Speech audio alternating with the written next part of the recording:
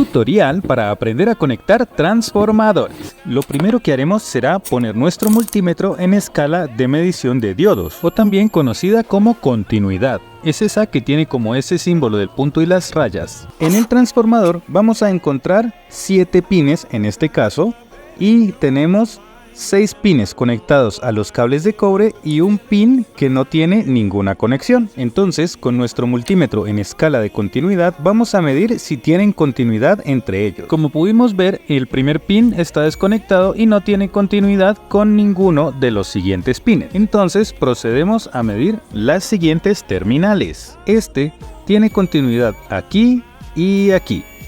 En los otros pines no tiene continuidad. Esto nos indica que esos 3 pines están conectados y son una única bobina. Nuevamente comprobamos el pin del centro con los extremos y vemos que también hay continuidad.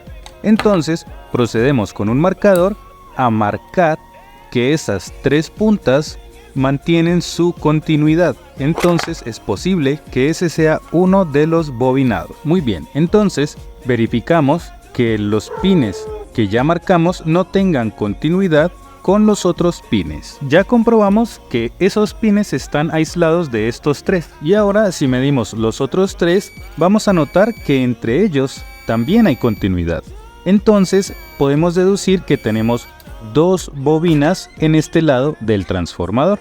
Analizando la siguiente etapa del transformador, podemos notar que hay un pin que tiene muchos cables conectados y soldados. Esto por lo general nos indica que ahí hay un tap central. Con nuestro multímetro vamos a hacer lo mismo del lado anterior. Vamos a medir cuáles de esos pines tienen continuidad y así podremos identificar los bobinados. Bien, 5 de estos pines nos marcan continuidad. Eso significa que 5 de esos pines son una única bobina. Y los otros 2 pines restantes seguramente son otra bobina más pequeña. Entonces procedemos con nuestro marcador a dibujar sobre el transformador que esos 5 pines pertenecen a una bobina y los otros 2 pines pertenecen a otra bobina. El siguiente paso para identificar cómo conectar el transformador es utilizar este tipo de bombillas de 100 watts y hacer un bombillo serie. Es simplemente hacer como una extensión de cable común y corriente a la que le vas a poner una clavija para conectarla a la toma de 110 o 220 según sea tu caso, y a uno de los cables le haces un corte y le pones un par de caimanes. Así, con esta serie, si hay un corto, se enciende el bombillo y protege nuestro transformador. Este paso es el más importante.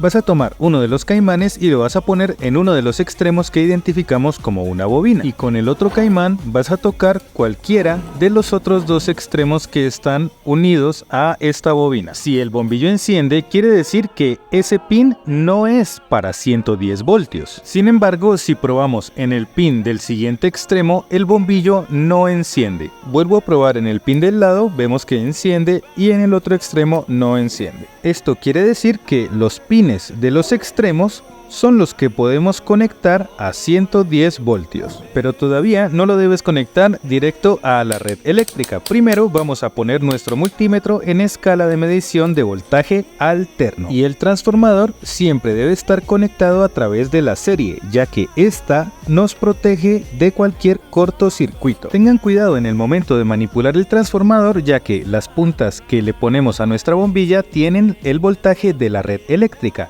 En mi caso es de 93 voltios porque yo vivo en el campo y por acá la energía pues es muy mala. Es el momento de medir los voltajes de nuestro transformador. Listo, ¿recuerdan que les hablé del tap central? Bueno, pues ese tap nos marca un voltaje de referencia, o sea, allí pondremos una de las puntas de nuestro multímetro y en los extremos nos debe medir voltajes simétricos, es decir, un extremo mide 13.9 y el otro mide 13.914.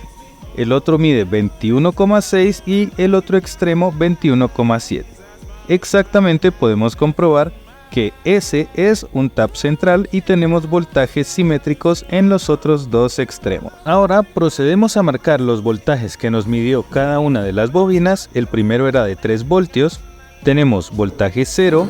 y tenemos 14 voltios y 14 voltios en los primeros extremos y 22 voltios y 22 voltios en los segundos extremos.